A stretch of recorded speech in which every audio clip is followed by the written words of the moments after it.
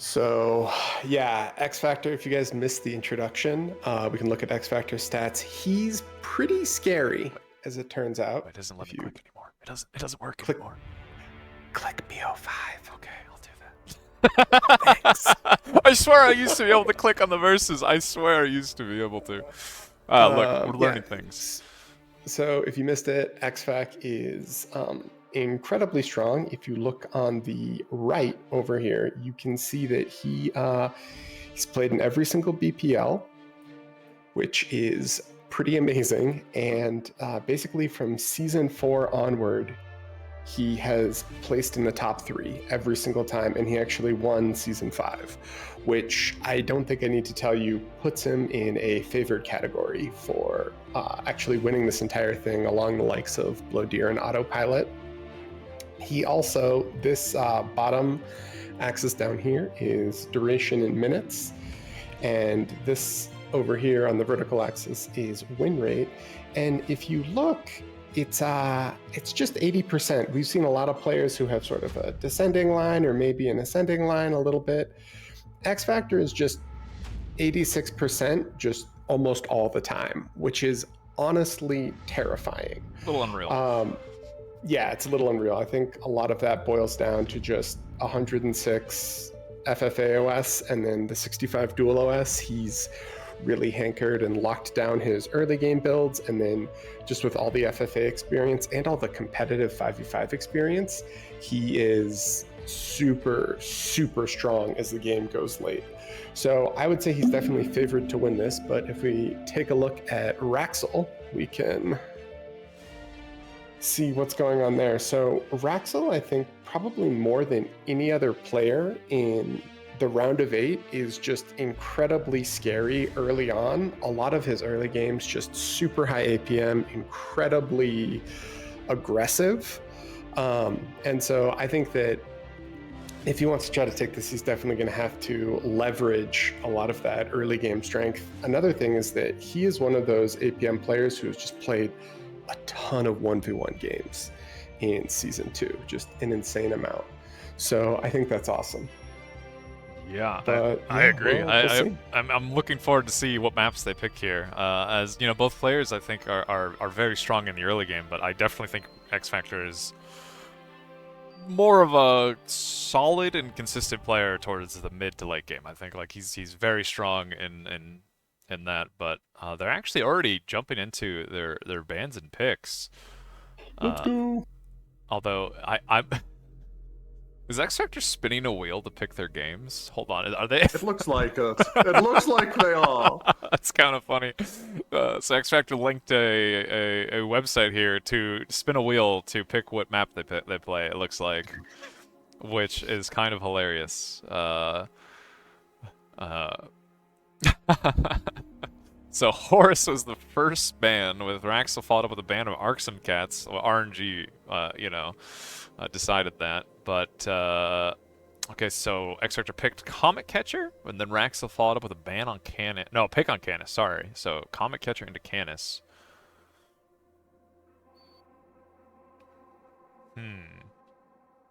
So X Factor then bans Red Comet. Or Red Comet just does not see any love. Poor sheep, you know, like surprised that people don't like Red Comet, but yeah, it does seem to have been very underrepresented in this tournament, right? Like it's just doesn't get picked very often. Not the most popular map. Devil's Miles was our next ban. I was going to say, I feel like Red Comet and Comet Catcher are very similar maps, but Barcast very sternly corrected me and told me I have no idea what I'm talking about. But yeah, I mean, look, they're similar in that like been played very much. There's solar maps, okay? Like that is where it starts, and there's solar maps and they're relatively flat, okay? And Comet's in the name. That's the similarities. Anything past that is they're totally different. They play differently, very different maps, but. Wait, so we got one's red. Into Battle, High Noon, and Illis. So X Factor picked High Noon, or maybe the wheel picked High Noon. We're not sure. Spin the wheel. Which is such a funny way to do this. Like, just Yeah. put it up to RNG. Which, I mean, that shows confidence, right? He feels like he's pretty confident to win on any of these maps. But I think it's a psyop, to be honest. you think so? You think he's getting in Wraxell's head? Maybe. Yeah. Could be. Seen some great matches on High Noon recently, so I'm looking forward to that one if we get to there. I agree. I think it's a cool pick for BPL. I always I like it when we saw like Mariposa, right, a few seasons ago. I like these mixed large-ish water land maps tend to have some interesting games. And I like High Noon a lot. Funny enough, I actually wanted to do High Noon Dry, which Aiden was actually working on like a dry version of that map for me, kind of like fixing some of the ramps for vehicle pathing and whatnot. But got some good feedback, I'd say, from players who were like, "Oh no, it's actually just good enough the way it is." It's like an interesting map, like you said, being a hybrid water land map. So I'm hoping this map delivers at some point in the tournament and gives us like a crazy T2 game, but we'll see. Yeah. Wraxell picking Pools of Illis for his last pick, which does leave Into Battle Redux as our last game in the set. No, I definitely agree. I think if we get like it's weird. I feel like every game I've watched on High Noon has gone like 15, 20 minutes, maybe max. It's super, even like early tier 3 maybe at best. Which I kind of would expect it to go later, considering how choke pointy it is and how high economy it is, but I guess there's just so many different rooms for activities, considering how many avenues you have or different strategies you have to influence your opponent. But it looks like these guys are getting into game. We might be getting ready if they hit the start button. If they hit the start button. Oh boy. Now this is the bar tournament experience. Watch, the start button's up. They're ready to go, but no, they're not convinced they want to go. All right. Actually, never mind. The moment I said that, they heard me and they decided to hit the start button. So I'm actually gonna hand it over to Barcast and Requiem, and hopefully this is a good set. Yeah, I mean, xFactor has been number one in the just general leaderboards for Bar for quite a while now, so expect highly of him in this game. Yeah, it's a best of 5. Do you have any predictions on the score, Requiem? Not that I want to speak badly of Wraxell, but I feel like it's gonna be. I think Wraxell will pick up one game, but that'll be it. Fair enough. What about yourself? I'd say I'm with you on that. Like, I want Wraxell to pick up a game, make it a bit of a closer series, but I wouldn't be surprised if this was another 3-0. So a bit unlucky going up against a former tournament winner your first round in the round of 8, but I guess that's kind of how the series evolves. The deeper you run, the more challenging it gets. But it's not like we haven't seen upsets before, so. And xFactor, both players actually, xFactor and Wraxell going for the long walk here to start off with. Completely opposite of what we just saw in the last Comet Catcher game. Yeah, we've been seeing a lot of players opt for the 2 mechs factory opens just to get those earlier scouts, but both players here deciding to do something a little bit different. And interesting enough, xFactor is rolling Armada here, Armada vehicles at that, so definitely something we don't see too often. Now, I wonder if he's just going to go pure Janus and only Janus, and that's it. I would expect what we've been seeing a lot, just like fairly scout heavy in the first early few minutes. It's been one of the interesting developments in this tournament so far, is just players kind of leaning away from early light tanks and just leaning really heavy on a lot of scout pressure in the first few minutes of the game. So we'll have to see if that shapes up here. xFactor going con first as well, rather than scouts. He does have quite a few scouts queued up behind those cons, but. Whereas obviously Wraxell going straight up, 2 scouts out straight away before his first con. He is energy stalled a little bit though, Wraxell. Yeah, xFactor's read is gonna get. I guess he's gonna get away with it here for a moment. It can be a bit risky going con first off of this 3 mechs open, kind of those 2 naked mexes behind your main base. But he already has 2 scouts there to defend, and this scout from Wraxell should be shoot away. So really nice clean open here from xFactor so far. Actually manages to kill the scout on the south side, whereas the first Wraxell scout on the north also does not manage to get any value. So I'm noticing on the minimap here, it looks like Wraxell went for a second con. xFactor does have well, and he's even moving away from his main base, so leaving that lab undefended there, or unassisted rather, for a few moments. He's just going to go grab those 2 mexes above his main base, and then should be walking back to the lab to assist it. So a bit of a modified xFactor open here, if you will. As Wraxell sent his cons out to do the expansion instead, and is just putting all that build power into his factory, spamming out a ridiculous amount of scouts. Yeah, and despite that, it looks like xFactor's got a bit of a tempo lead. Looks like he's going to pull back some of those harassing scouts he was sending across the map. So Wraxell going to be using these scouts. Can he find some damage here? Some pretty clean micros so far, but as more and more scouts show up, he might actually put some pressure on this expanding con. Yeah, he does have this con pretty well surrounded. Self-destruct on the mechs does pick up a couple of the scouts. He's not gonna go for the snipe here. He actually turns and goes for one of the mexes here. Can't say I agree with that. I wonder if xFactor's gonna be able to save this con. It's gonna be really close. 2 blitz show up just in time to defend it. So I think that's a bit of a blunder there from Wraxell. With the arrival of blitzes now does mean that Wraxell is going to have to start pumping out incisors himself, and at the same time xFactor has 2 scouts round the back of Wraxell's base, not really able to do much with them though. Yeah, that was a great catch from Wraxell because he did equalize the metal score. He actually has a bit of a metal income advantage for the moment. Still has some scouts kind of pressuring on the other side of the map, kind of forcing xFactor to stay back and defend. Oh, okay. That con is so low. Only 130 health left. You know, xFactor, okay, I thought he had a bit of an idle con there for a commander for a moment, but looks like he's still assisting the lab. And yeah, I really like how this is shaping up for Wraxell. He's got a big group of tanks moving across the map, and we all know incisors trade fairly well into blitzes, so it's going to be really important to these next few moments is can Wraxell find some damage against xFactor still. It's funny to see how the changes to Comet, well not Comet Catcher, but just the 1v1 meta in general, because it used to be a little while ago that commanders would basically walk towards the center of the map and just constantly fight, but now it seems to be more of a stay in base, and Wraxell losing a lot of incisors in the center here to those blitzes. Is he gonna find the condo? It's so low. Oh my, just turn around. Oh my gosh.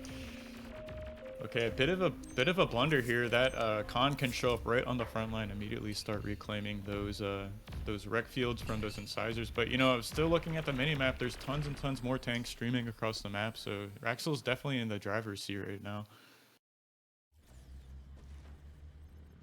Yeah, definitely xFactor kind of playing Wraxell's game how he wants it right now, rather than setting the tempo himself. This North Force, the tanks though of Wraxell, if only they went up. There's an expanding con just there waiting to be killed. Yeah, exposed mexes. Looks like that con is going to be able to start an LLT there. But yeah, these incisors are on the front door. I mean, if Wraxell pulls back, he might end up kind of running into this expanding con, but he's got to get there. Oh, that was a nice trade for him. Actually pulling back with those incisors. They trade so well into blitzes. You really have to get that surround with the blitzes to trade efficiently into these incisors. That really low health constructor finally gets killed in the center. Yeah, that's actually a huge pickoff, I mean, because it was sitting right there. It's totally capable of just scooping up all this metal reclaim. So despite, you know, the defender's advantage and reclaim, I mean, xFactor really can't dig himself out of this like tempo hole he's in without securing that reclaim, right? So you can see he's down on metal produced right now. He's down on metal per second, and I mean, Wraxell just still in the driver's seat with all this tempo right on xFactor's front door. Yeah, you can just see if you zoom out the map control that Wraxell is now halfway up the map with his expansion, and xFactor is just still stuck in his base, basically. It was a nice trade so far, just there from xFactor. He's able to get on top of these incisors, shaved off quite a few of them, so definitely removes all of that pressure off his front door. We'll see if he chooses to kind of counterattack right now, or trying to like lock up this reclaim. You can see Con did make its way to another expanding Con from xFactor, make its way to the front line. It's gobbling up that reclaim as fast as he can. It was about 1.5k of metal total there in all that reclaim, so that is a big amount of metal to be had. For some reason, Wraxell seems to be queuing up a bunch of wins. Don't know what his plan is there. Yeah, definitely not the play. Maybe a bit of okay, a bit of a miss micro there perhaps, but yeah, definitely not a win map. The max speed of 4. So we'll have to see if he corrects that, because that could be a pretty big blunder, putting that metal into something that just really can't pay for itself.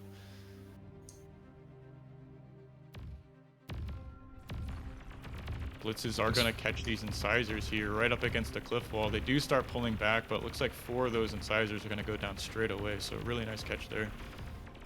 This is definitely enough blitzes to just push through these LLTs as well.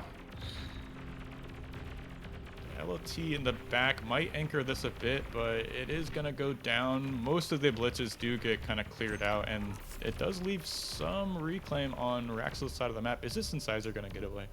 Oh. Okay, that could have been really... I guess there are no mexes behind this turret. I was a bit worried there for a moment. Like a single blitz getting through can really end your day, but there's nothing back behind it. And, you know, to your point from earlier, Wraxell choosing to expand forward instead of to the top and bottom gives him just like such great presence in the middle of the map. And if he is able to kind of maintain this pressure or, you know, army presence in the middle, he can kind of make it expand to everything behind. But xFactor doing a big push here. Yeah, there's a lot of defenses down, but not enough to stop these blitzes. They will get quite a lot of value here just running through and getting all these metal extractors that are kind of open. He will lose all of these blitzes, but at least xFactor's trying to get the control of the game back into his hands rather than just responding constantly to Wraxell's game plan. This attack will get cleaned up eventually. xFactor was able to snipe one expanding Con. I don't think he's going to be able to get this second one, but it looks like, ooh, yeah, another Con caught out in the middle of the map down here on the bottom side. These exploiters should be able to defend against these blitzes. One of them will go down, but losing 2 Cons there in the middle of the map does hurt quite a bit. Wraxell's going to have to, you know, remake those Cons, send them back out, and that does slow down your expansions quite a bit.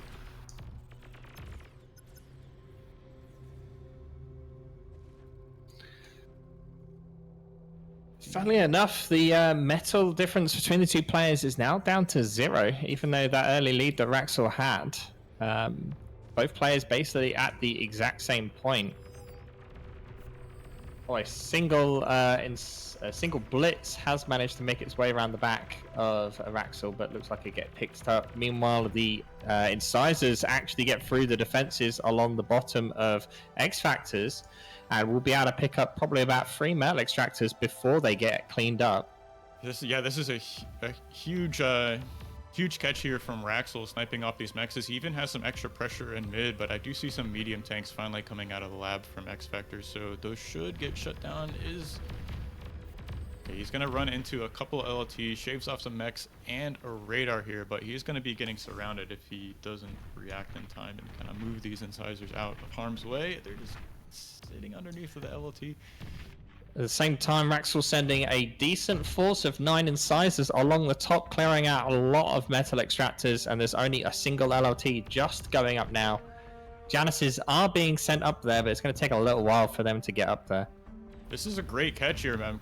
You know, two Cons going down. I'm assuming he's going to get this with the LLT, so definitely stopping this expansion on the top side from xFactor is a huge deal. If he micros it properly, oh, okay, he is going to turn around and grab that Con. Okay, really well played there.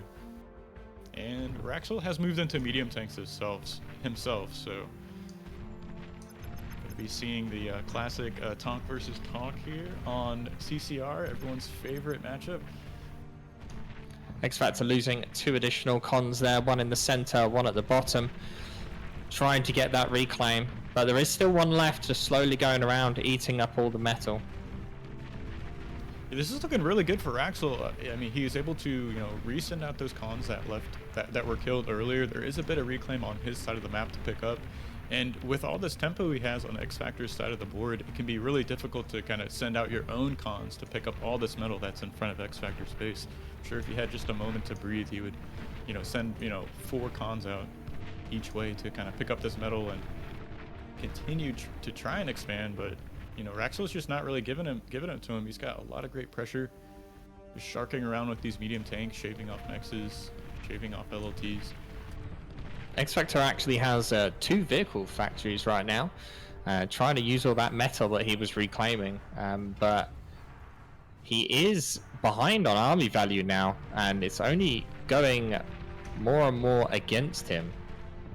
He is spending his metal, actually. I'm looking down at Wraxell's metal bar. He's got a full metal bar, and yeah, he either has to put down an additional vehicle lab or just, you know, continue scaling his con turrets, but that can be difficult on solar maps. You really need to, you know, scale that energy, which you can see xFactor actually has a bit of an energy income lead here. And you can metal excess as well. We're seeing a lot of metal being wasted here by Wraxell, almost gonna be 1,000 in just a couple of seconds. Yeah, that is a huge blunder. There was a bit of an attack on the top side of the board from xFactor. It looks like that did get shooed away by Wraxell's medium tanks.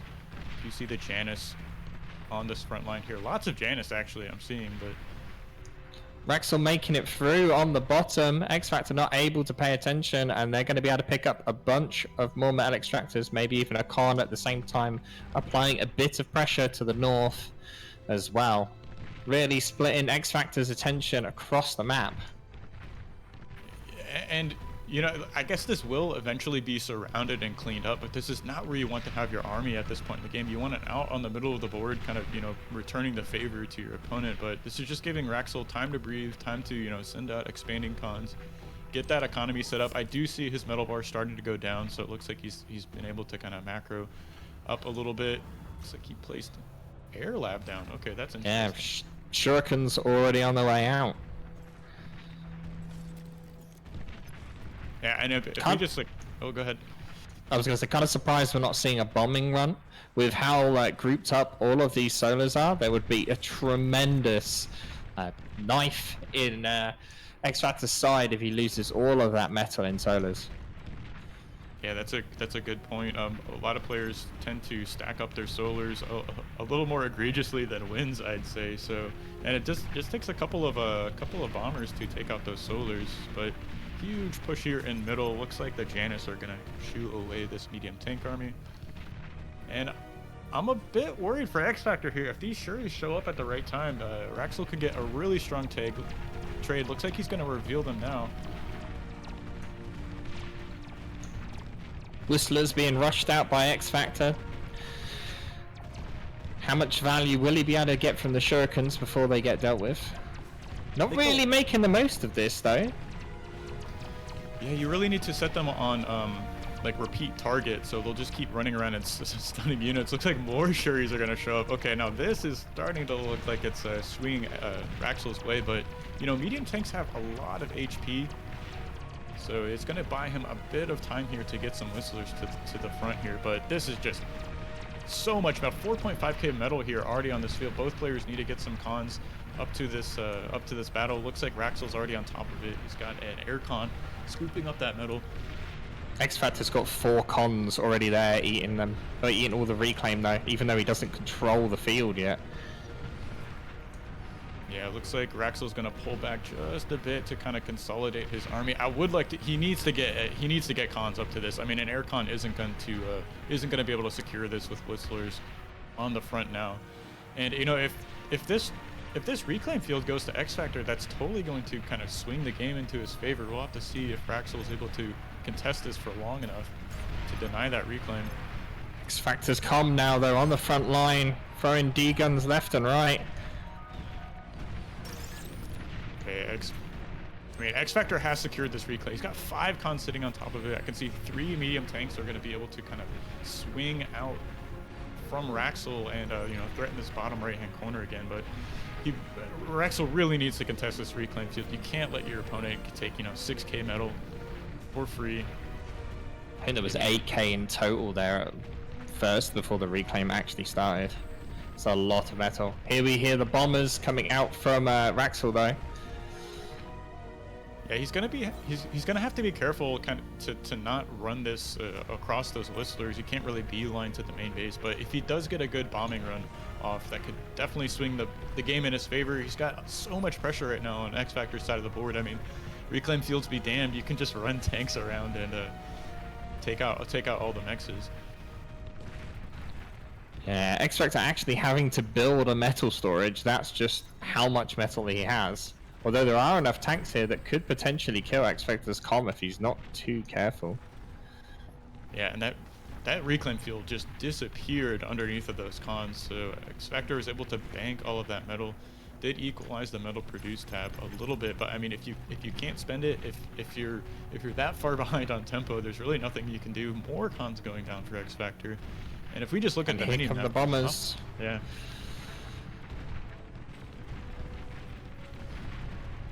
There's nothing to stop this. He does have them stacked up, so some AA could do some good work. Let's see if xFactor is able to put up any in his main base. First bombs go off. Did get a decent scout off with the medium tank behind xFactor's base.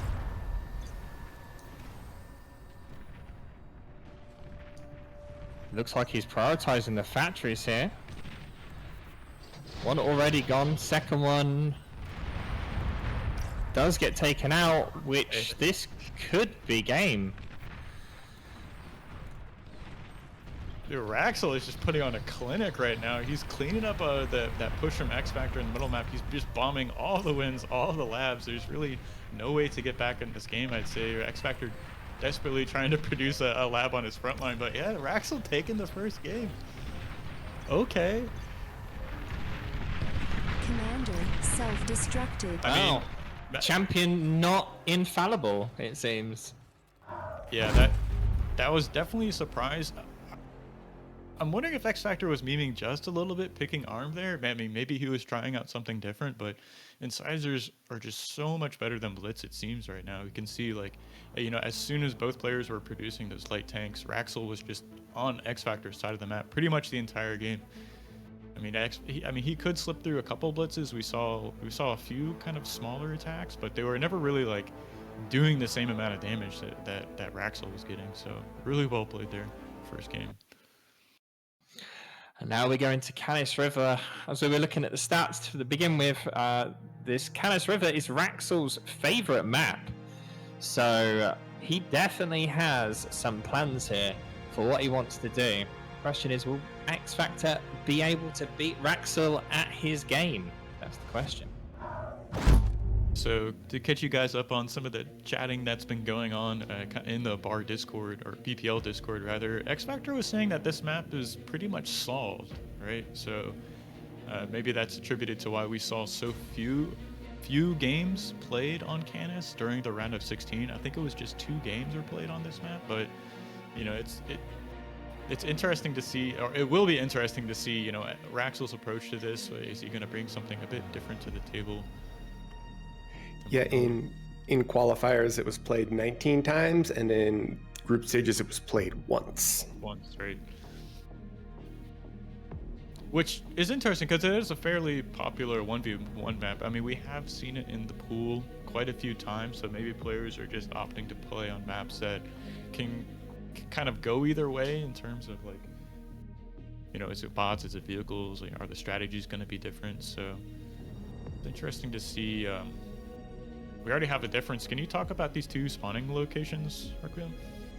Yeah, I mean, Wraxell's position here is definitely a lot more of a defensive position, only allowing 2 possible entry points from the ramp and from the hill just north of him.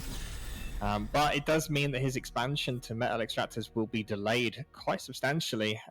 Obviously, there's multiple sets of triple metal points around the map, and he's going to take ages to get to his geo point. It looks like xFactor actually changed his start position right at the end and has actually gone for the exact same position as Wraxell here. Yeah, I would say this is kind of like the most standard location to spawn at. Like you were saying, it's much more defensive. You're kind of tucked away in the corner. It's much harder to raid in the early game, but you know, it's more difficult to get the geo. Like you're saying, it's kind of farther from expansions. I actually kind of prefer the original one xFactor chose, kind of a little farther out in the map, but I already see a few differences here. Wraxell opting for 2 solars before the vehicle lab, whereas xFactor choosing to make a few wins and a solar. Yeah, it's you're always like baited by the wind, right? It's like, is it gonna hold? Is it gonna stay up? So he's just going for the safer route here, making that solar and then finishing that vehicle lab. Yeah, with how large this map is, going con first is not necessarily the wrong choice, and we see xFactor doing that. Wraxell deciding to actually go double scout and then cons. It takes so long for units to get across this map that going for that con first to get your eco up as quick as possible is quite a smart move. Yeah, we saw the same thing actually in game 1 with the like kind of the farthest spawn you can choose and the rush time across the map. You can definitely go con first and be safe, but xFactor is being a little extra greedy here, going for 2 cons before any kind of scouts or units. So we'll have to see if Wraxell can find some damage. He's cut it close, but I think his scouts are just going to arrive just in time. See the first shot going towards xFactor. He does take that out despite being behind the scouts, so perfect defense here so far.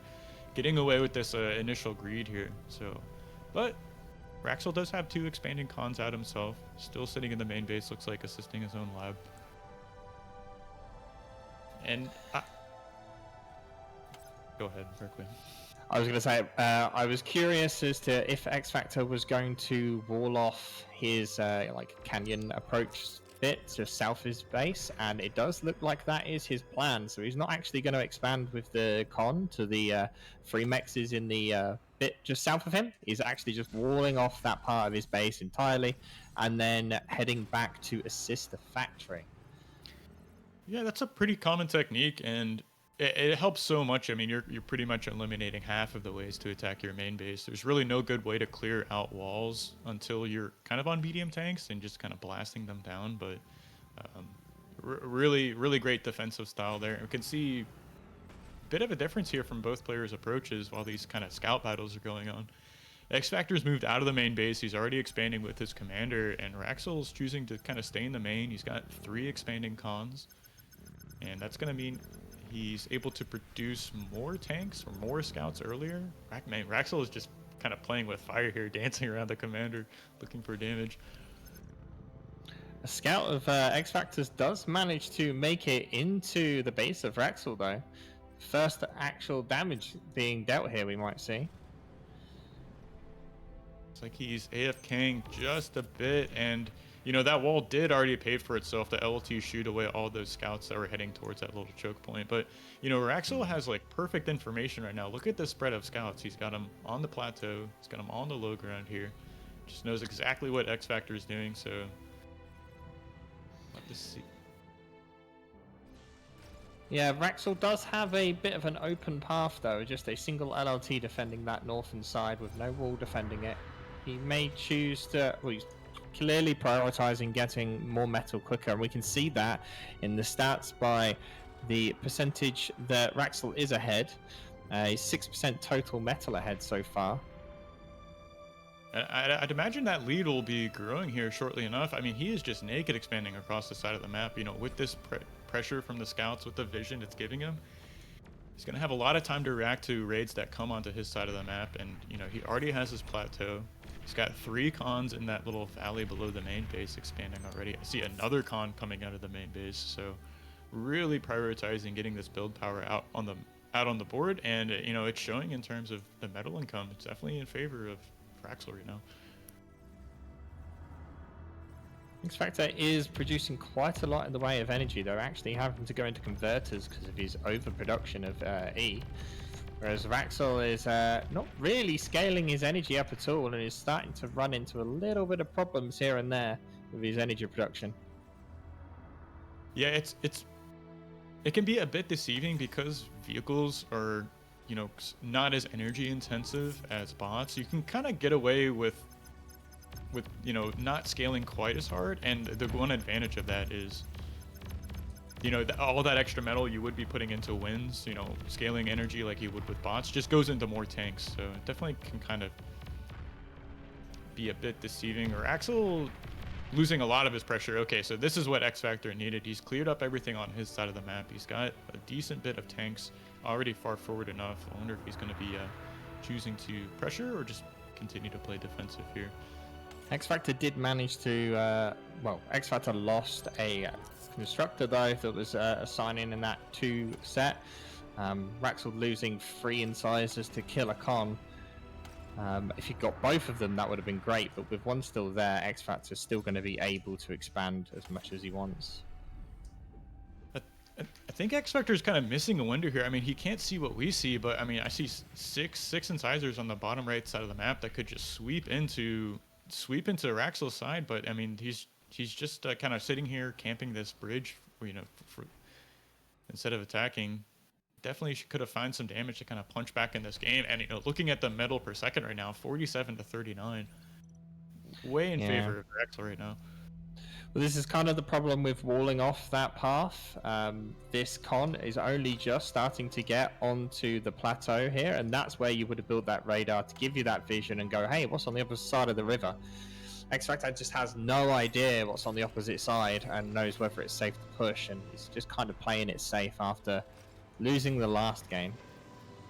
Yeah, both players kind of stalling on energy at the moment. Neither Geo has been turned on, and you know, Wraxell's not assisting his lab right now. That is a huge blunder. Looks like this Geo is going to be started soon enough. I guess as soon as those cons are finished expanding to that bottom middle side of the map. This is pretty interesting play from xFactor. I mean, he's just not being aggressive at all. He's just parking tanks on all the ramps. He wants to get his half of the map. I guess he's, you know, he's feeling confident. The longer the game goes on, his chances of winning would be higher. But, you know, I'm seeing a different story here. Wraxell's already secured his half of the map. He's gotten away with less. Didn't need to make the same number of tanks. I mean, I guess one scout is going to, you know, come in here, find a radar. Not the biggest damage.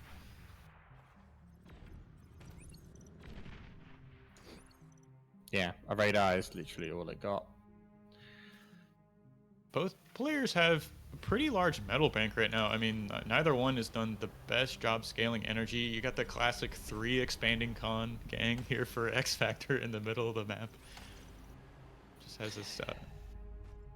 Yeah, it wouldn't surprise me if we maybe see a Tech 2 transition soon. I don't think either player really wants to push in too much. I think we may see Wraxell go for the Geo and then maybe Tech 2. I mean, you've got all of this metal. You kind of want to use it. Wraxell has actually stopped unit production as well, which... And there we go. That's the Tech 2 factory being placed down for Wraxell. And instead of Tech 2 from xFactor, we actually see a Air Lab. I actually like this play from xFactor. He's gonna get good scouting if he chooses to make one, send it across the map. He has access to the transports, which if he does make a check transition himself, you can go and get that Geo faster as well. But yeah, Wraxell's gonna burn through this bank. It's a bit unfortunate he doesn't quite have the energy income to you know, do this immediately. He's actually trying to build some additional con turrets while he's stalling on energy. Not ideal, but xFactor's not going for scouts. He's just making figs right now. So Wraxell's looking like he's going to get away with this transition. And you can see it. Also see mine layers coming out from xFactor here as a very, very defensive play.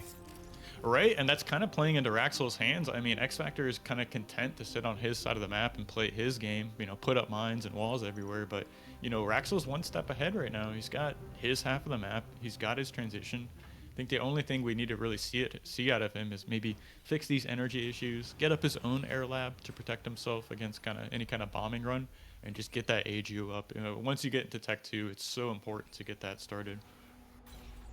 Wraxell already 3k metal ahead, and now with that Tech 2, that's just going to go even further.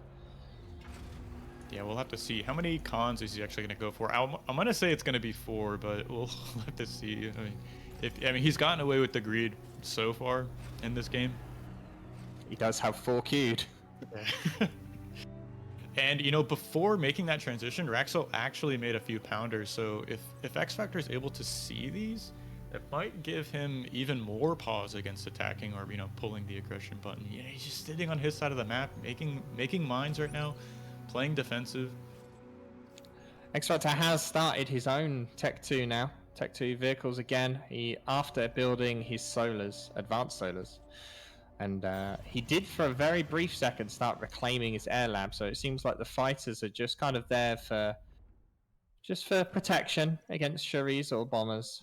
Yeah, well, xFactor was able to get a scout onto the other side of the map, so he gets a full scout of the main base. He even sees the T2 lab being reclaimed from Wraxell, who's going back into, well, I'm assuming medium tank production. He's just going to be going for 2 lab medium tanks here, switched into his own air lab as well. So kind of projecting his intentions for the next moment, and I think this might actually play a bit into xFactor's hands. So, you know, just because he was putting up all those mines, putting up those walls, might be a little bit difficult for medium tanks to find damage here.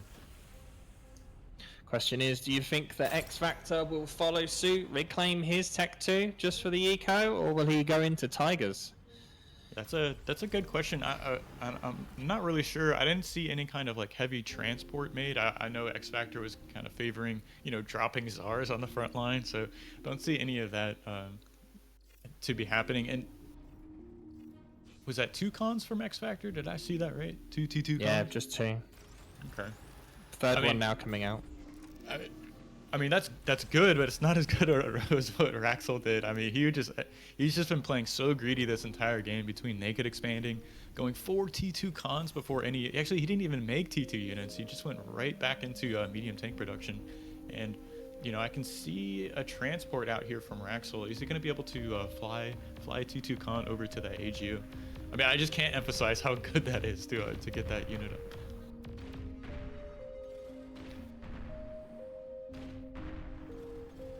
Production actually stopped from Wraxell at the moment. Yeah, that has to be a mistake, really. I mean, he has the economy to be producing medium tanks. I'm not sure if he's aware of these mines. I mean, he will be in a moment. But I mean, once you clear out this line of mines, I mean, it kind of gives you access to the rest of xFactor's side of the board. I do see a bit of Shuris kind of pulled up on xFactor's side. He's going to be able to use those here in a moment if he so chooses. I don't think the time is quite right now. There's just not enough on his side here to clean up these medium tanks. Yeah, Wraxell has seen the mine layer, so he should be aware that the mines do exist. And it looks like Wraxell did turn his labs back on, and here comes the AGO. This is what you need to do. I mean, it's so efficient. He's already ahead in energy per second, and that's just going to put him further ahead here as soon as that finishes. Wraxell has a comfortable air lead as well. So he's got more figs than xFactor. That is going to deny these Shuris from being of any use until xFactor can, you know, kind of secure his own air control. Yeah, and also xFactor's pretty much moved all of his forces now to the bottom side, and Tigers, a few of them are now out on the field as well. The first fusion coming out from xFactor before the AGO. Yeah, and that's actually, so we can see he's actually not producing out of his T2 lab as well. He's trying to get all of that build power into this, and if, you know, we can just get a shot of the 2 main bases, Wraxell just has so much more build power already up. He's just you know, printing these medium tanks. His AGO looks like it just now finished, so he's got a 72% E advantage. I mean, everything's going right for him now. Yeah, but the big problem here is that those Tigers can just waltz through those LLTs, and the only thing that's going to be stopping him will be the commander. There is that Tech 2 con there. It needs to get some defenses down to maybe defend that, but instead it's actually just queued up on all of the metal extractors. See a big push here in the middle. Yeah, the Tigers are actually not going for the AGO at all and just heading up to defend. Yeah, if xFactor knew that AGO was already finished, he surely would have like walked across that little channel there and put some pressure on that. And like you were saying, there's really no way to defend that. LLTs can't stop Tiger tanks. But is Wraxell gonna get this Geo? I mean, there's what, 3 LLTs here. That's 4 LLTs. That's not enough to stop this many medium tanks. He's going to start a twin guard here. Okay, so that is going to finish. That might anchor this defense just a bit, but I mean, worst case scenario is you lose this like 70% finished AGO. Yeah, at this point you want to be trying to reclaim that, because that is not going to survive for too much longer. There's just way too many Wraxell units here. And look at the stream of them coming from his base, all straight towards that AGO. I mean, repair is good. That was kind of insane, actually, how long those Gons sat there repairing those 2 twin guards. But all of that build power was cleaned up. The Geo was cleaned up. The Mexes went down. There are currently 3 Zars, though, from xFactor. One just sat heading up towards that army that is coming through for Wraxell. And the second one is just making its way towards the center of the map. And, you know, xFactor may be able to clean up this push on the top side of the map, but I see like 35 medium tanks kind of heading towards the bottom right side. This is going to be like the next iteration of this push is just, you know, send the tanks to the other side. And yeah. Zars are not the fastest unit. I mean, he could potentially get like a transport to land those where he needs them, but if you don't have air control, that can be very risky. See a single bomber as well, just slowly going around bombing the metal extractors of xFactor. xFactor not willing to move his fighters in. He knows he's behind when it comes to fighter production. So here's that next push here. Medium tanks will discover these mines, unless they just kind of skirt right around the edge, but I don't think this is going to give Wraxell pause for his attack. He just kind of has to roll through these mines. At the same time, the Zar at the top is actually almost dead to these medium tanks. One Zar does go down, second one arriving. xFactor rolling another Zar off the production line. But I don't think xFactor has enough here. He's just getting pressured in too many locations. The unstoppable swarm of medium tanks is just too much for him to deal with. Yeah, he's desperately trying to put up some LLTs in front of his main base. There is a Zar here to defend and a few Tigers coming off the line. I don't think, you know, he's at immediate threat of dying, but he's just lost so much of the map. I mean, there's just medium tanks everywhere on his side of the board. Shuris are going to jump on top of this. But it's just too much. I mean, there's pounders and medium tanks just everywhere on his side of the map. I mean, there's tons of reclaim right now being on the top right side, where that top middle side, where that Geo was for xFactor, that's being reclaimed by this sneaky aircon that's over here, just grabbing all this metal. Look at that, 6k metal, 5k metal, just going right to Wraxell. And Wraxell actually taking a pause and going back to Tech 2 himself here. The swarm of Tech 1 was not enough for him. He clearly needs more Tigers. And look at the economy difference right now. 216% metal a second difference between the two players. It's just ridiculous quantity. Yeah, Wraxell's doing the right things here. He's just kind of, you know, taking a pause on the aggression. He's got so much pressure on his opponent's side of the map. He's getting up 2 fusions in his main base. That's going to let him produce any kind of T2 unit or T3 unit at that matter. I mean, he has all of his mexes capped as T2, so he could definitely rush T3 if he wanted to. And kind of even just, it's kind of crazy to think about just skipping the T2 tech altogether and just going right from T1 to T3. And to be fair, with the amount of Tech 2 units that xFactor have now, it might actually be the better call here. We actually see Wraxell's just reclaiming the Tech 2 lab yet again. And going for Tech 2 Air instead. That's not what I was expecting. It's a bit okay, so he's gonna go Tech 2 Air, Tech 3. I think this might be maybe the one blunder he's made this game, because you know xFactor did stop the pressure on his side of the map. He's got plenty of T2 units to kind of push back. We'll have to see if he's able to get some damage here in the next few minutes and kind of equalize this game, but it's going to be very difficult to kind of come back in this. Oh, he has now placed down that Tech 3 and Shiva production has started. The lab finished? Okay, I thought he ran out of metal. Okay, so no, this is going to be pretty tough to swing. Shivas are so good for their metal cost against T2 tanks. They just kind of eviscerate T2 tanks. The Zars can kind of hold their own for a moment, but as soon as you get 3-4 Shivas out and any kind of push, I mean, you just have to go Shivas yourself. So does need to be somewhat careful with his commander though. He is right out in the middle of the open with no units, no defenses there at all. Could quite easily be sniped by air where he is right now. Yeah, that is a really good point actually. I don't really see too many opportunities right now for xFactor. He's definitely capable of doing that. Oh my god, there's a dragon being made. Okay, so somebody won the bet on the predictions, but this push from xFactor should peter out soon enough. I mean, Shiva's outrange Tigers. They have more health, more DPS, so if he's able to kind of micro against this properly, I don't see this getting too much more damage.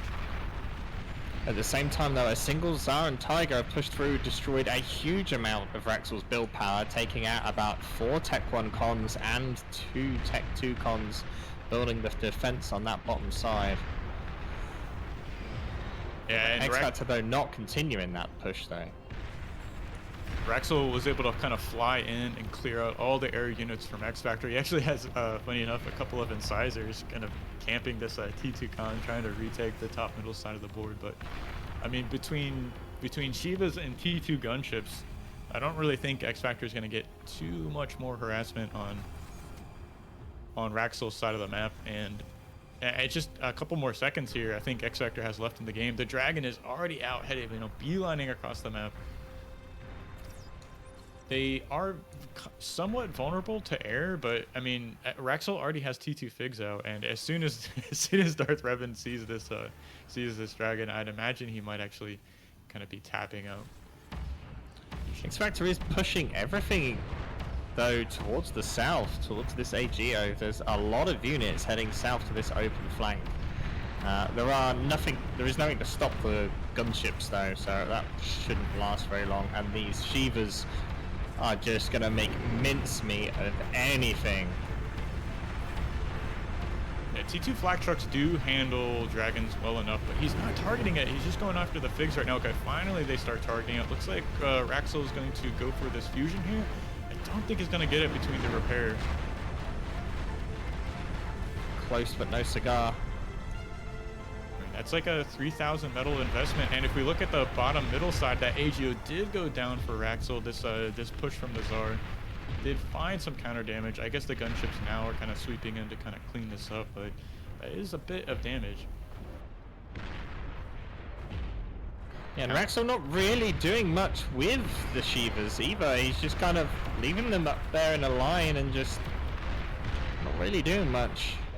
Yeah, you need to support them with some spam, because that is their weakness against spam. Like, they have a decent AoE shot, so if you're able to get them to friendly fire each other, that is one way to kind of clear out Shivas. But looks like he's just getting more and more on the board right now. I see another 5, stopping this assault on the right side of the map from xFactor. This should get cleaned up soon enough. Meanwhile, in top mid, there's just a huge fight going on right now. There's like 7 or 8 Shivas right now, laying waste to these T2 flak trucks right now. That's not very good. See a lot of banishers though queued up, and xFactor now starting his own Tech 3. got the energy to pay for it, but he's a bit behind on metal income. I guess he might be able to afford this. 171 metal per second.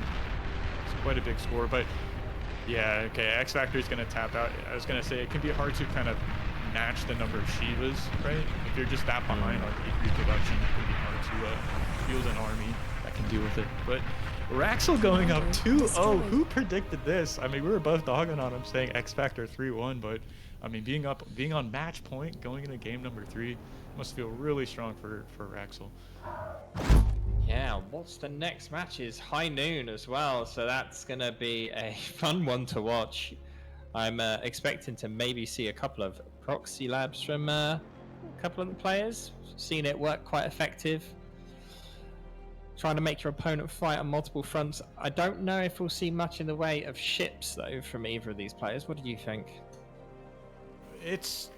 I think it's, well, okay, for one, we haven't seen a lot of games on high noon, but from how I saw the kind of meta developing and shifting was once commanders reach that channel in the middle, like you'll start seeing them just walk over to a cliff and add a naval lab there. So that was becoming more popular. I'm curious to see if the game actually goes that long.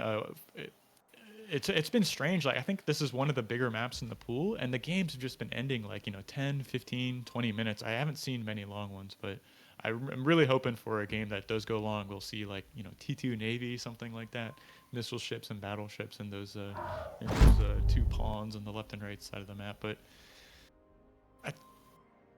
I think this map kind of plays into xFactor's hands. It's a little more defensive for him.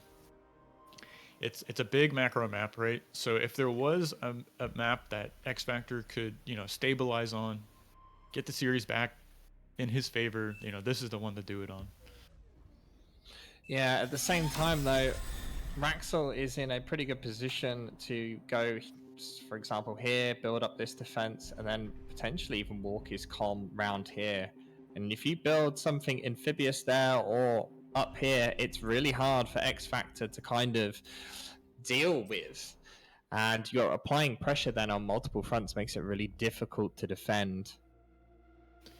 Yeah, we saw that quite a bit on the maps in the round of 16 and the qualifiers, is players will use that vehicle lab they have in their main base to make a couple of those like amphibious tanks, like you were saying, and then rush them through the water to your opponent's side of the map. And if you're really not prepared, if you don't have LLTs set up on those shores, I mean, they could just sweep in and kill all of your mexes, because I mean, it's kind of the last thing you'd expect, right? Is players kind of coming back, not going through the that short distance between the two bases through that little narrow channel we see. But a lot of options to harass on this map, which can make it's difficult to play on, but I would say, like, as a spectator, it's kind of fun to watch to see how these players navigate all the things that can go wrong and the ways your opponent can kind of catch you off guard. Both players here have chosen Armada though this time round. Yeah, I mean, Armada has a lot of great T2 tools, I'd say. Between the ducks, right, which can be made from consoles, I'd expect both players to go T2 vehicles on this map. So that specifically is such a great way to keep up the pressure or keep up the harassment on your opponent's side of the map. It's like, the first iteration is making those amphibious tanks, sending those across the map, and then the next part of that is going for those T2 ducks, which are amphibious. They have built-in AA, they're fast, they're great at harassing. But we're gonna have to get through this scout part of the game. So both players mirrored builds here, expanding with their commander, just printing scouts.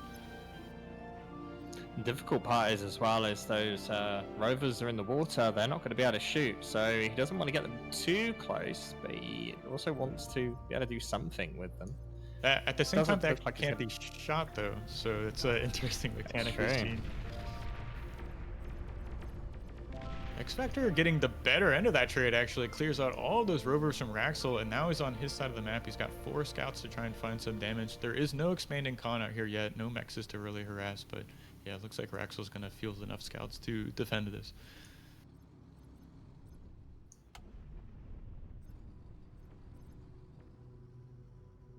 super mirrored builds here. It looks like xFactor actually continued to make more and more scouts. So, I mean, he's up to like 10 or so scouts on Wraxell's side of the map.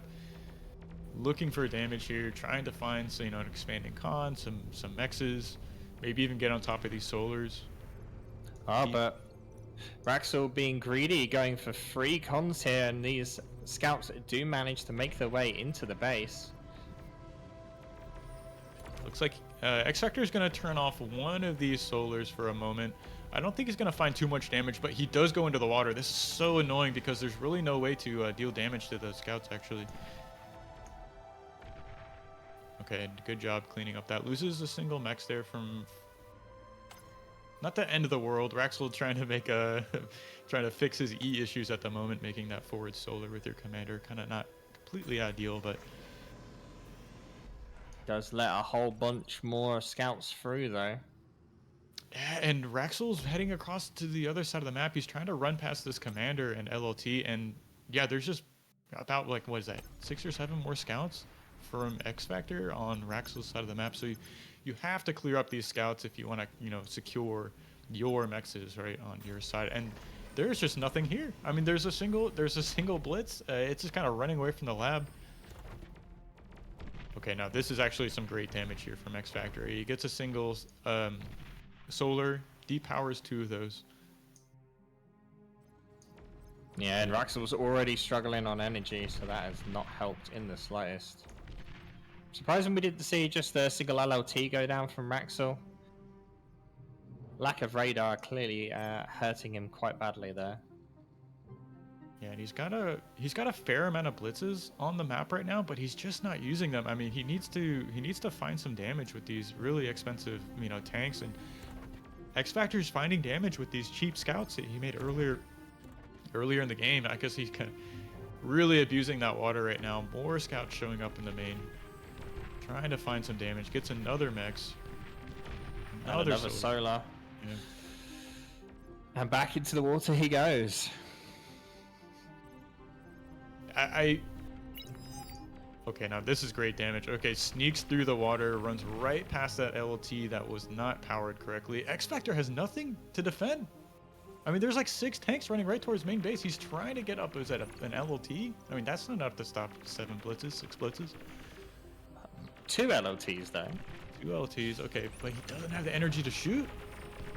And he's losing solars. Oh, is Wraxell gonna 3-0 xFactor here? Say it ain't so. Okay, he gets a 3 more solars.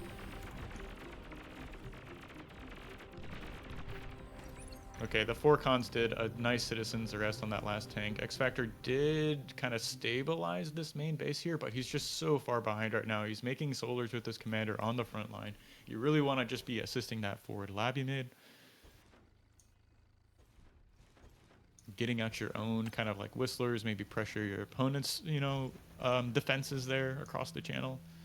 But you know, we're only just seeing expansion cons coming out from Wraxell here as well as an amphibious con now being, an amphibious con just being finished by Wraxell. Oh no, sorry, never mind.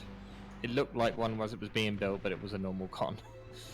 Yeah, maybe that is one way to clear out those scouts. Actually, they can't shoot underwater, so I mean, short of having like a con just run over there and reclaim those units, don't see a way for Wraxell to deal with that. Now, this is some nice pressure from xFactor. I mean, it's just a single Janus and a Whistler, but he doesn't have a great way to interact with these units just right now. I mean, they're going to sit here and kind of pressure this position.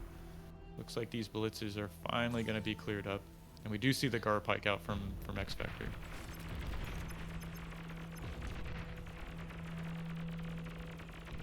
Still able to pick up an additional mech though with that one blitz. Just causing more and more problems for xFactor. Yeah, and you know, seeing that unit being made just gives you the forewarning, you know, to lock up your ramps on the other side of the map. This blitz is so annoying right now, and this is like the last thing you want to be doing is trying to clear up a blitz on your side of the map while there's so many other things to be doing. And looks like a mace push is the choice here from our man Wraxell. He's gonna deal with this single missile truck. There is a Janus here anchored by an LLT, so maybe that gives Wraxell a bit of pause. xFactor actually having to move his commander here in an attempt to try and stop this. Wraxell's in a great position right now. He's got a comfortable metal lead. xFactor does have an energy lead. So we'll be able to kind of field some more units if he so chooses to. I'm a bit worried for xFactor here. There's a couple of rocket bots peppering away at this position. This Garpike might go on. 2 Garpikes might go a bit unanswered. I don't see really any units over there for our man Wraxell. Wraxell really struggling with his energy production now at the moment, having 1,400 metal just sat in the bank, not able to do much. Yeah, it can be one of the challenges on this map is balancing your energy income, because it is a relatively low wind speed map, right? 212, very low minimum, 12 max wind speed, kind of lends itself to being a solar map. So yeah, Wraxell really needs to find a way to spend this metal and get that energy income up. Needs to find a way to start that geo right below his forward lab.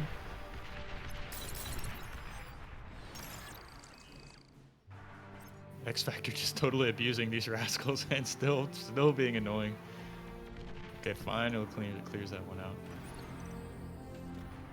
These pincers in the water look like they were about to come back into land in the middle, but no, they've rerouted now. But xFactor's starting to struggle to hold this front line position. He's making the whistlers, which eventually will start out trading the rocket bots. But I mean, with these maces here, you can't jump on top of the rocket bots with like blitzes or anything like that. xFactor would love to be assisting that lab with his commander, trying to get the geo up even, and he's forced to make LOTs and just desperately trying to stop these bots from pushing onto his side of the map.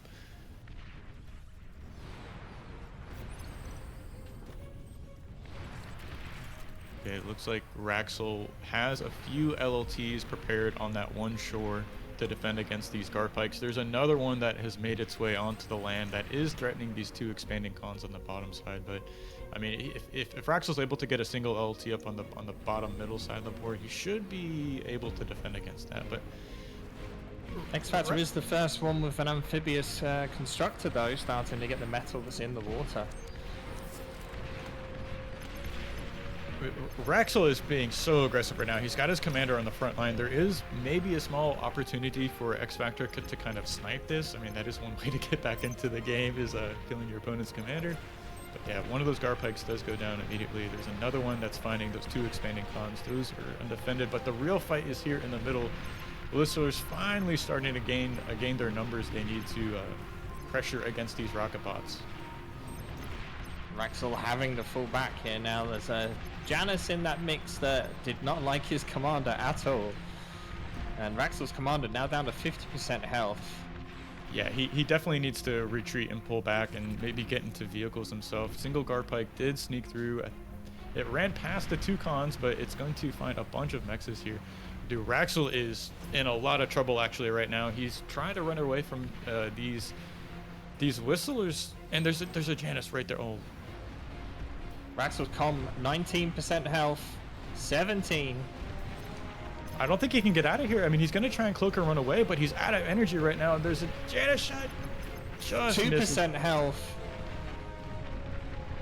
I mean, he can't stop the medium tanks, though. I mean, he needs to make, like, Centurions or something right now and figure out how to stop these medium tanks, because xFactor definitely chose the right lab to make here. He's got such an army advantage, right? 70% army advantage.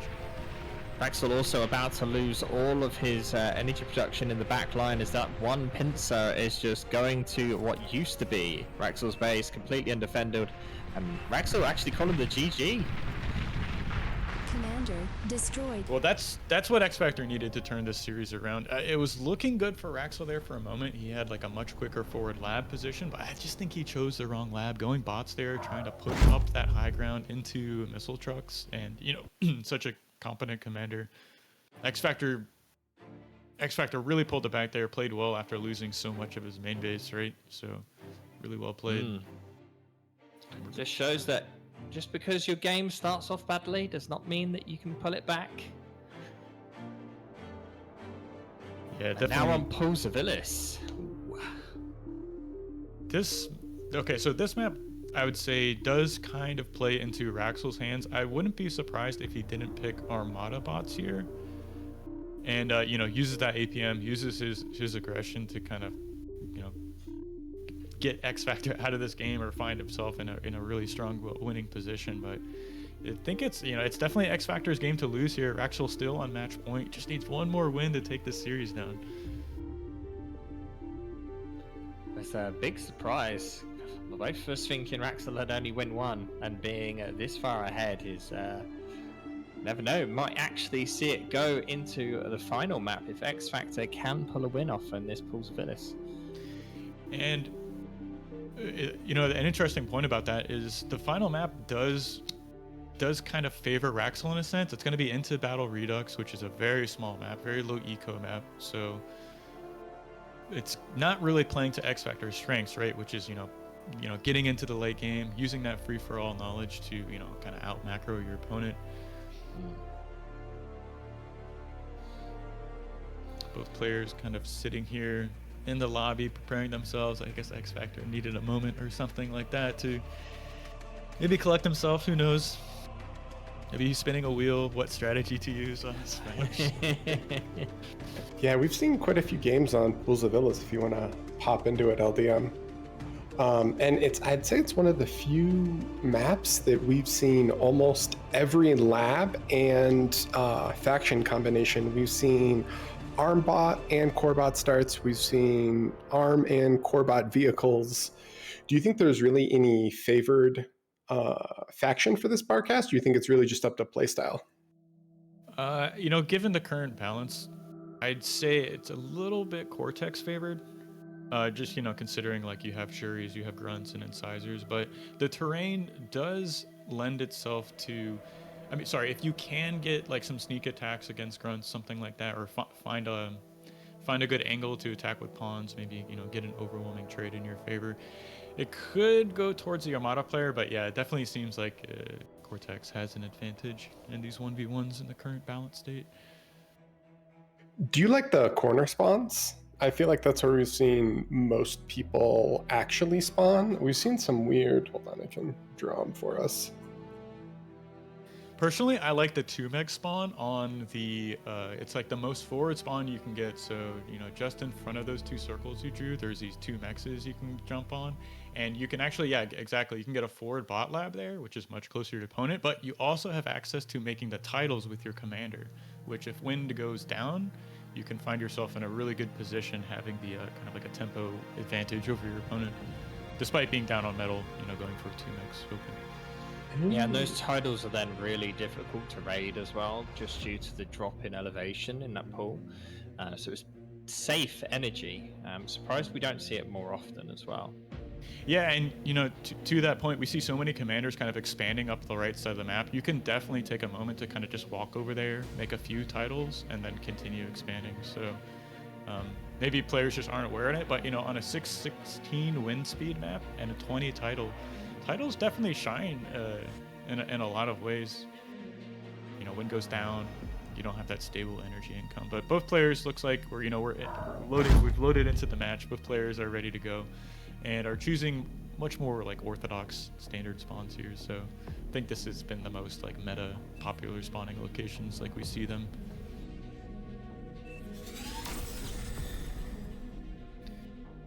xFactor rolling Armada again here. He has to be going vehicle. I can't imagine he rolls Armada bots, but I mean, he's definitely full of surprises. Wraxell, meanwhile, spawning as a Cortex commander. Don't see a lab choice out of him just yet. Looks like it was a vehicle lab. We'll have to see. Yeah, going for vehicles. Okay, so really like that. Vehicles definitely stable option. Yeah, xFactor yet to queue up anything, going for a 4-win start. That leads me to believe people are going vehicles, actually. Oh, bots. Now there is a lot of crystals on the map for energy production, so maybe he's planning on going Resbot to get a bunch of that rather than having to invest into his own energy production. This is really interesting start from xFactor. He's actually going 8 ticks, 15 pawns straight away. So I would have liked to believe that if he had gone for like that forward 2-mex position I was kind of talking about before the game started, you have closer crystals to your lab in case if you do want to go for a early res bot. I mean, there's so much energy reclaim on this map. Okay, xFactor did change up the build. He just went 2 ticks into a con. All right, so we don't see like any kind of like crazy all-in shenanigans.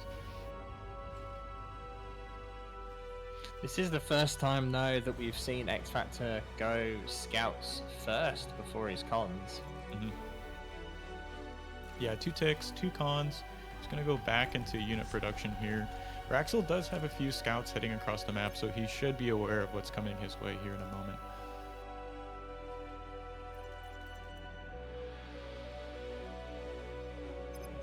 Scout rolling up the hill here. It's going to spot the pawn coming out, so he's definitely aware of what's happening. It can be really difficult to deal with scouts as a bot player.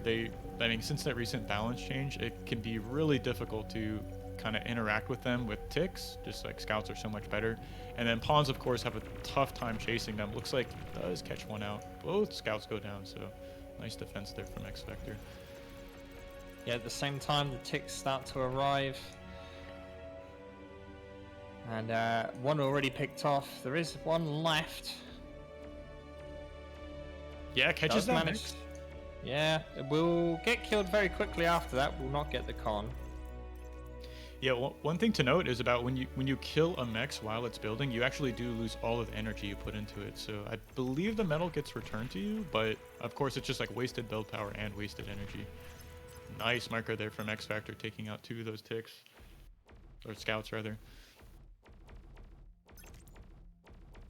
Oh, and able to get even more metal extractors.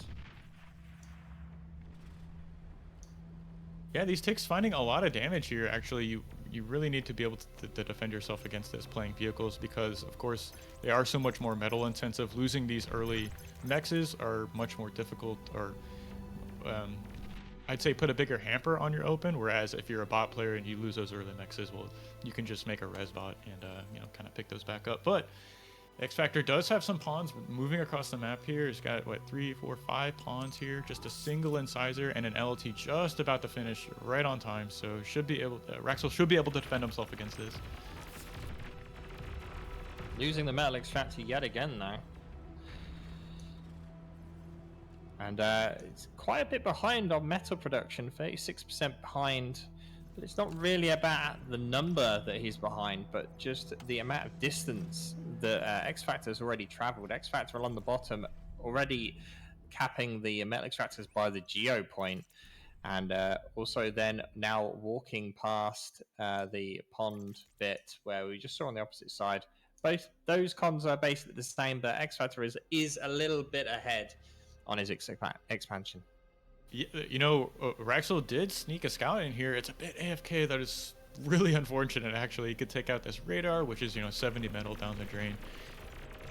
Okay, xFactor almost gets that con. Yeah, barely doesn't get it. Nice defense, nice pulling back that con. That's really what you need to do. I mean, losing those vehicle cons hurts so much. They're much more expensive than bot cons. They can't be rezzed, which is also a big deal. 10 pawns, though, making their way across that north side, and Wraxell doesn't really have the forces nearby to help that, and he will probably lose that expanding con on the north as well. He does have a scout to spot this, so really nice to do. He should be pulling back that vehicle con. He needs to get that out of there. He's going to try and reinforce the position with some incisors, but, xFactor could just kind of run around. We'll have to see if they're able to cut off their position here. If you can get a run by up that hill, it can be very hard to chase them. But yeah, nice deflection there from Wraxell. Not losing the con, losing 1 mex, kind of slowing down the expansion, but not the end of the world. So with Wraxell struggling to really use all of the metal he's overbuilding at the moment with his commander, would you say it might be better for him at this point to start moving out his commander and maybe having a con on his factory instead? It's really tough because there's so much pressure here in mid. You don't really want to abandon your main's position in case you need to, use your commander to defend. But he did just lose that expanding con on the left side of the map, so you really have to kind of get that expansion going. The commander could be a good way to do that, but meanwhile, xFactor picks off that expanding con from earlier, snuck back in with these pawns. Really nice harassment so far. I mean, found 2 of the 3 expanding cons. Is just huge damage right now. It's definitely xFactor favored here, I'd say. Yeah, Wraxell only basically in his start box when it comes to constructors, but xFactor having about a third of the map, I'd argue at this point. This trade did go Wraxell's way. Okay, so he cleared out the harassment on the north side of the map. That's going to kind of free him up to re-expand to that position, maybe even put on some pressure along that right side with those 4 incisors. Meanwhile, he does have a group of incisors kind of heading down to xFactor's side of the map, but I'm a little bit worried he could get pincered by these pawns and LLTs. See, self-D queued up on the LLT. Takes out 2 incisors. Yeah. A little bit early, but still finds some damage. I think there's enough pawns here to kind of take out these incisors, unless they turn around. Get that nice kiting with those lasers. Okay, nice deflection there. 5 incisors versus 1 LLT. I think we all know how this goes down. Okay, so Wraxell punching back here. Okay, finding this expanding con, finding a couple of mexes. Really, really good damage. See, those 4 incisors from earlier are going to get surrounded. I mean, 4 versus 4 goes towards the incisors. Yeah, so finding another expanding con. Okay, this is exactly what Wraxell needed to get back in this game. Finding some X's, finding 2 cons.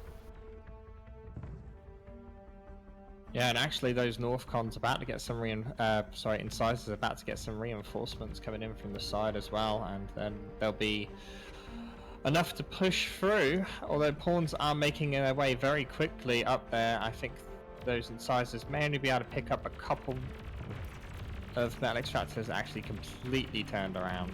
Yeah, I think that was a bit of a, kind of weaker micro there. He should have grouped up those incisors. Another con's gonna go down here. Oh, that's terrible damage. This is not what okay, I thought it was gonna live there for a second, but yeah, xFactor finding another expanding con. More mexes and LTs going down.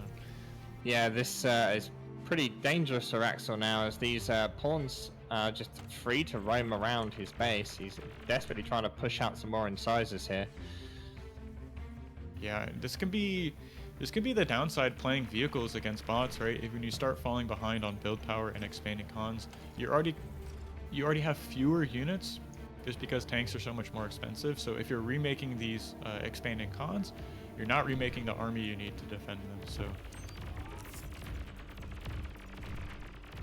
okay, Wraxell finding some damage here on the other side of the map. He did hide that 1 expanding con on that plateau, so he did save that from the pawns from xFactor, but this attack could find some damage. xFactor's trying to put up an LLT right now. Looks like Wraxell is not going to commit to the main base.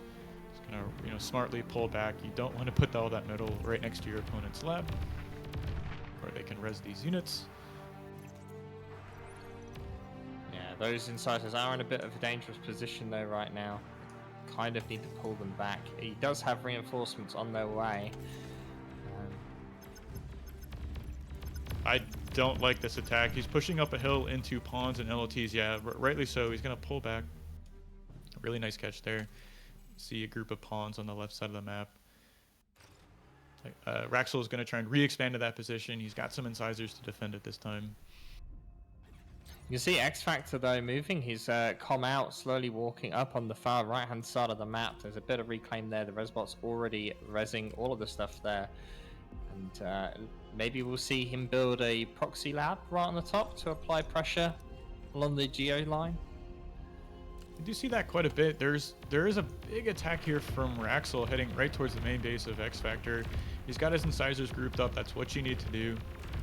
Pawns do get some good flanking damage, but I mean, if xFactor is able to put up a couple of LLTs, this should get shoot away, but you can't have these get on top of your production and build power. Yeah, it looks like this is going to be It's kind of hard to tell actually where this is going. Pawns do get on top of the incisors. This LOT is just doing so much work right now, and more Rex right next to xFactor's main base here to be res. Yeah, 1.4k just outside of xFactor's base of reclaim available. It's not good. And Wraxell losing yet another expansion con to this south side of his base. There are literally 3 dead bodies of vehicles cons just there. It is not a nice place for Wraxell's cons.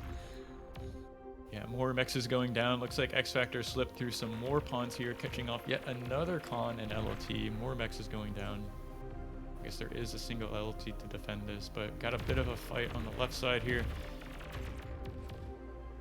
There is bear in mind at this point, xFactor is 3k ahead in metal production, and Wraxell is really fallen behind. And being vehicles, he needs that metal.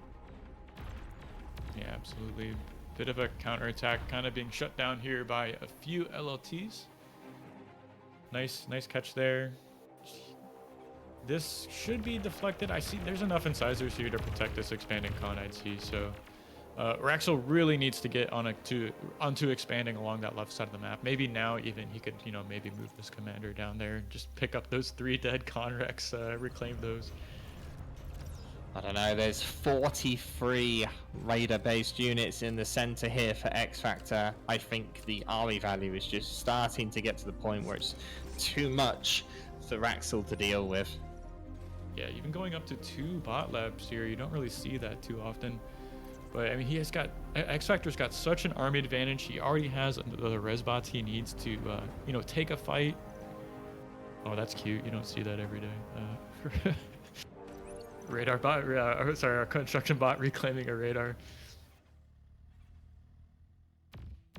But yeah, xFactor just needs to take one fight. He bring up his res bots, get that snowball going. I don't think Wraxell can really defend against this. I mean, he's got a pounder and a dream, but we'll have to see if he's able to defend this. Another con kind of looking vulnerable there, rightly so. Pulls it back. Doesn't want to lose a 4th con.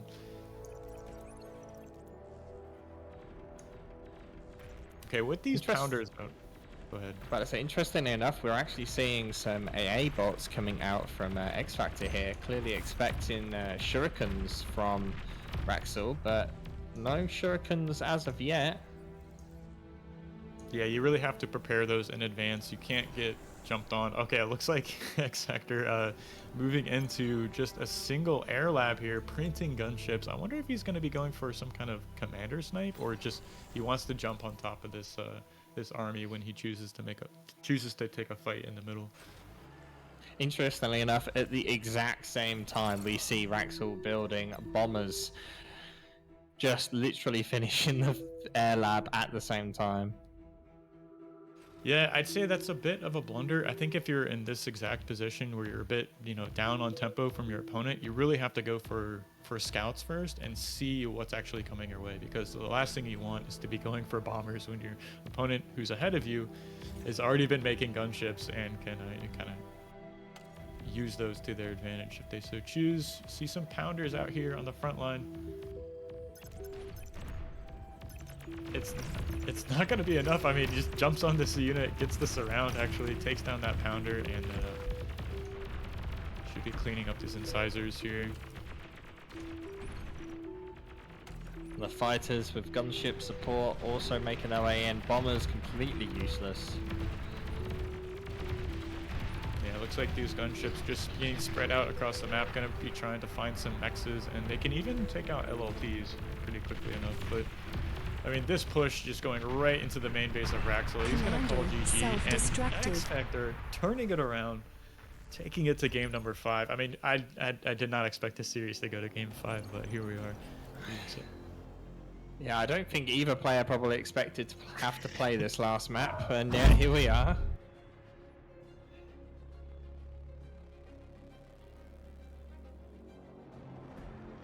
Game 5 is on Into Battle, Redux.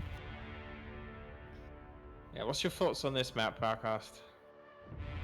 It's it's tough to play on. I actually vetoed this map like every time, so definitely not really my style. LDM show big map.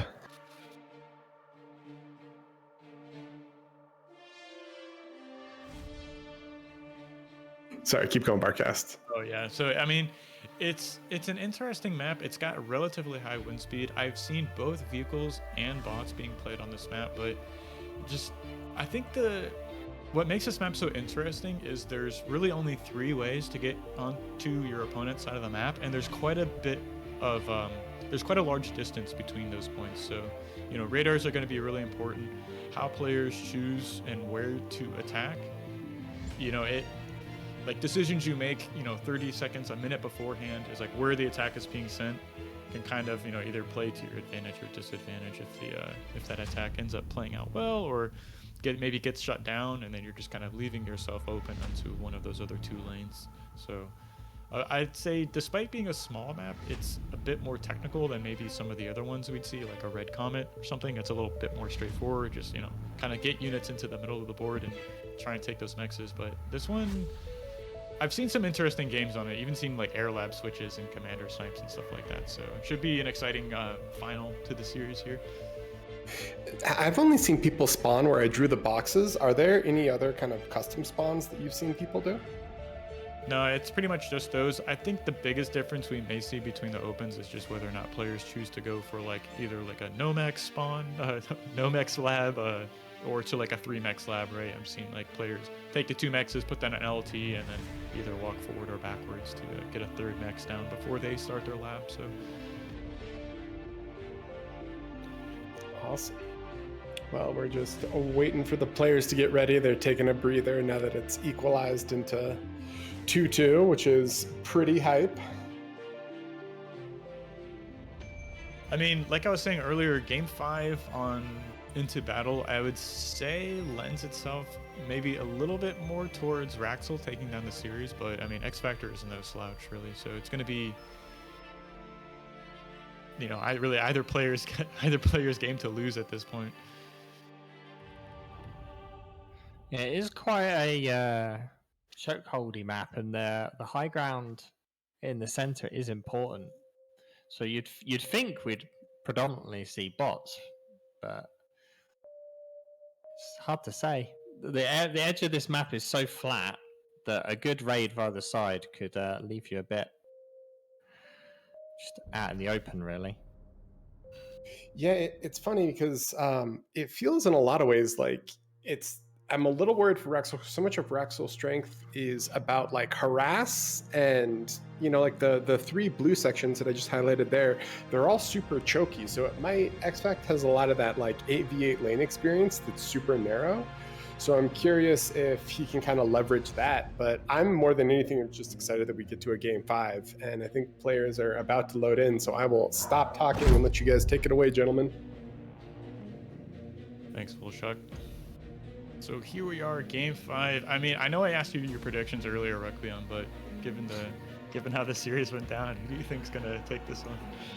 Well, I think my money's still on xFactor. I feel like Wraxell had those 2 very good early games, and ever since then, he's not really been able to keep up the same sort of pressure.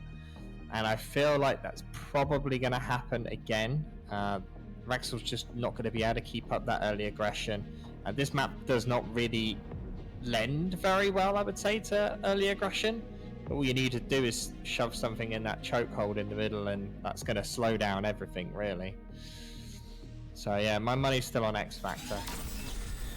What about yourself?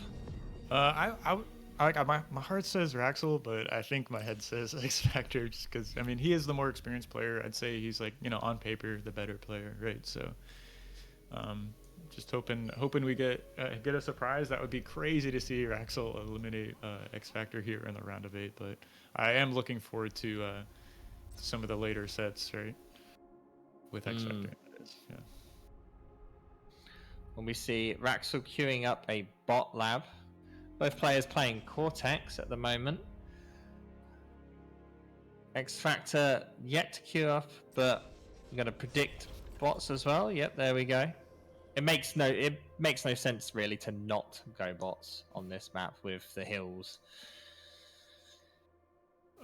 I mean, I've seen incisors work a few times just because, like, you know, you're really still playing to their strengths. You know, using bots against incisors can be very difficult, but it does make sense. Yeah, both players choosing to play kind of standard here, just going forward Cortex bots.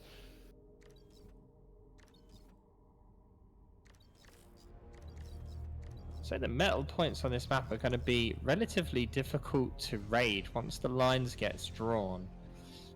It's going to be relatively safe, the initial kind of quadrant here. Although there are the big group of metal extractors on the corner, do you expect to see many players focusing on that, or are players just going to kind of go straight into each other in the middle? Yeah, I think that's what makes this map so difficult to play on, right? Because there is such a short rush distance between the two main bases, it's like, you know, you're kind of forced to, you know, be there in the middle of the map and pressure and defend yourself, but at the same time there's these really valuable 3 max locations on the top left side and bottom right side that can, you know, give you an economic advantage. So it's, you know, what player splits up their army better in a way to either defend or attack those positions. You know, I think we're gonna see who actually ends up taking the game down.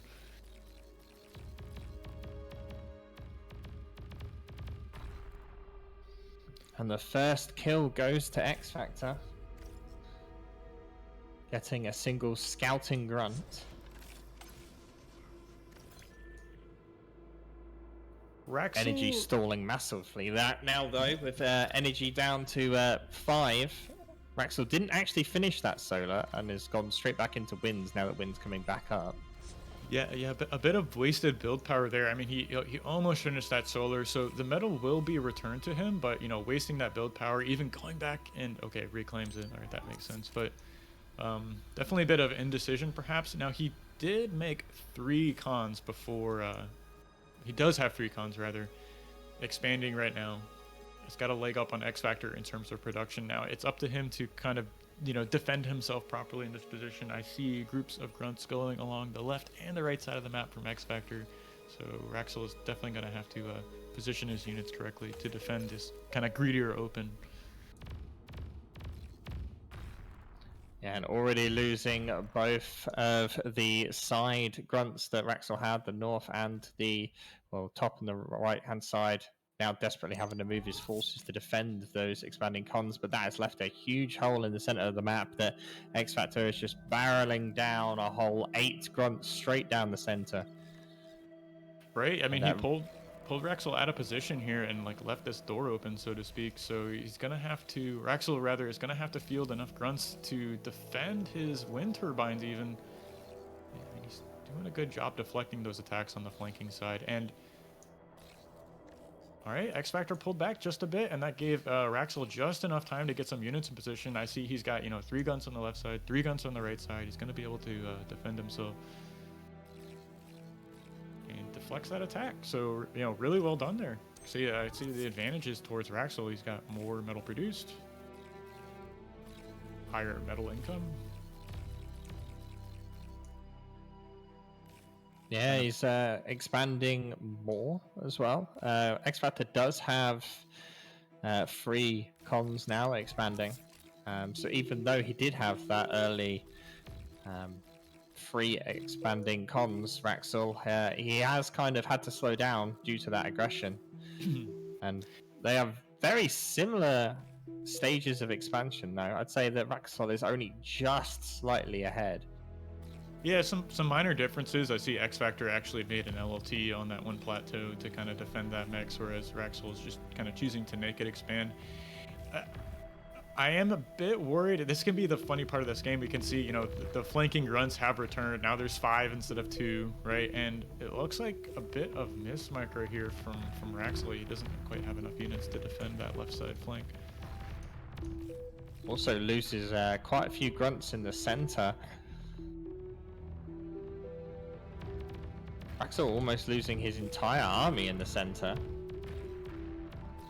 Yeah, I mean, you know, fights going on all over the map right now. It can be kind of hard to track everything as a spectator, let alone being a player, right? But, you know, there's 325 metal left in mid.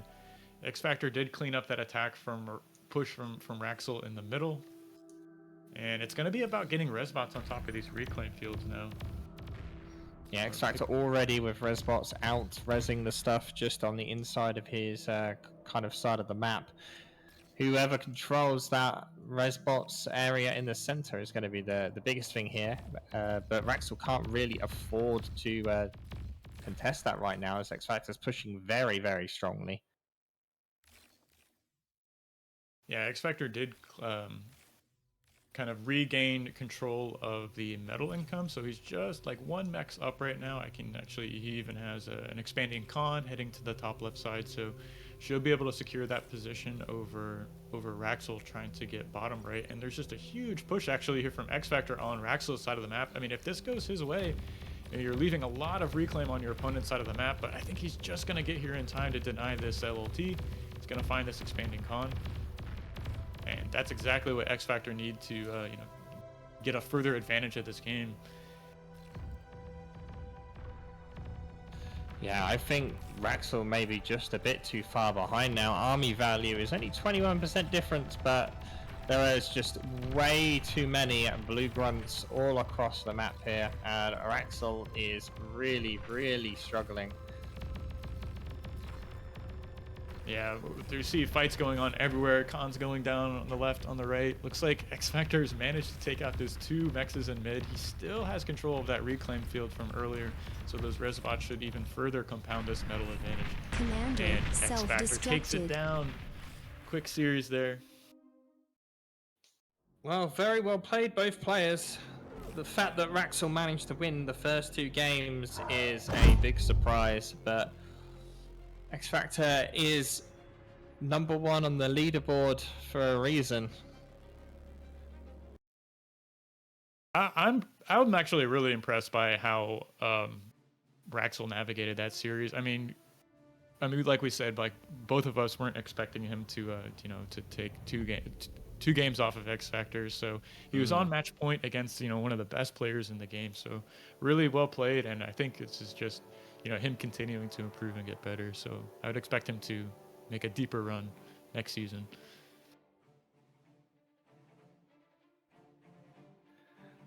Well, I believe that is it for that set. As you can see on the screen, we have our first semifinals matchup for tomorrow, which is going to be Bloatier versus xFactor. Not gonna lie, pretty hyped for that. It's pretty exciting. And it looks like we'd be doing Flying Duck versus Randy, but we're baiting you. We are